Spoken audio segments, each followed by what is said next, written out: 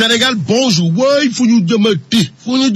En tout cas, la tribune ce matin élève la capitale du Sénégal au rang de ville sans eau potable. La preuve avec des quartiers et des quartiers entiers qui, dans la capitale du pays de l'émergence, meurent de soif. Bref, le liquide précieux ne coule plus. Alors là, plus du tout à Dakar, d'après la tribune. À la question de savoir, mais qui a le toupet et à la veille des législatives, s'il vous plaît, de prendre les créatures du bon Dieu pour des canards sauvages, la tribune dans ses colonnes souligne en tout cas les explications tirées par les cheveux, voire par les pieds du ministère de l'hydraulique, de simples excuses du ministère géré par Goro National Mansour Faye. Malgré l'ampleur des dégâts, la tribune souligne les propos de Jen Faye, où le ministre secrétaire d'État à l'hydraulique qui dit que oui, il arrive des moments où la demande en eau est très forte. Oui, on a très souvent ce problème de distribution. Oui, loin des histoires de Kanya Garnefi, Mousmonanière de monsieur le secrétaire d'État à l'hydraulique pour expliquer l'immense pénurie d'eau potable qui assoiffent Dakar. Wolf Quotidien revient sur le drame de Oudalaï pour dire quoi? Eh bien, pour nous apprendre que Ndeketeyo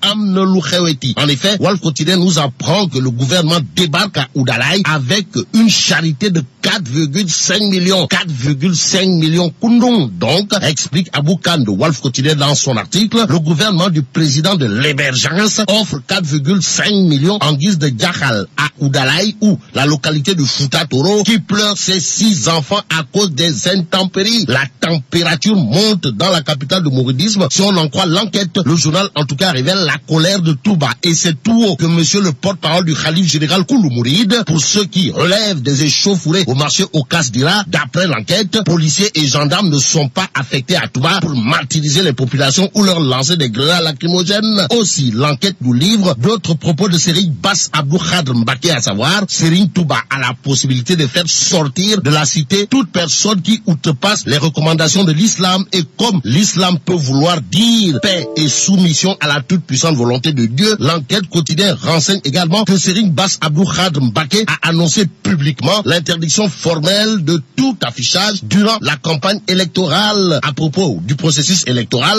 Réumi Quotidien révèle à sa une le report, une sérieuse option. Sur ce point, Hassan Sambo, mon confrère du quotidien Réumi, en veut pour preuve un ensemble de tolof relatifs au retrait de cartes à pas de tortue, en passant par les délais pour une solution consensuelle jugée trop court et l'hivernage bien sûr. Une chose est sûre, d'après la tribune, Khalifa Ababakar Sall va se ronger les ongles au sujet de la couverture de la campagne. Pourquoi? Eh bien parce que Racine Talla, DG de la RTS, refuse catégoriquement la parole à la tête de liste de Manko Taou Sénégal. Ça veut dire quoi? Eh bien ça veut tout simplement et tout bonnement dire que Khalifa Ababakar Sall ou la tête de liste de Manko Taou Sénégal est totalement, voire complètement indésirable à la RTS, d'après la tribune. Et comme il est impossible d'arrêter la mer avec ses bras, Vox Populi semble indiquer que du côté de Manko Taou Sénégal, le chien aboie, la caravane passe et même écrase. La preuve avec les choix de Khalifa et compagnie relatifs au slogan de campagne livré par Vox Populi. Le journal par exemple note que du côté de Khalifa Ababakar Sall et compagnie, le cri de guerre sera Ngor contre Khalis. Les borom Khalis du moment intéressent Wolf Quotidien. Le journal en tout cas titre, tête de liste de Benno Bokk Yakaar, John, comprenez Boun Abdallah, face au syndrome Maki Habib Thiam. Terminons avec l'enquête qui, sur le concours général 2017, nous livre l'Imamoulaye, Pritané militaire et Maria Maba sur le podium. Tachoulenouaï. Alors, que dire des autres établissements et leurs élèves, sinon travailler, car l'enfant qui ne veut travailler dans un verger maraudeur, dans la vie quémandeur, à la maison de trop. Bref, vive le Sénégal.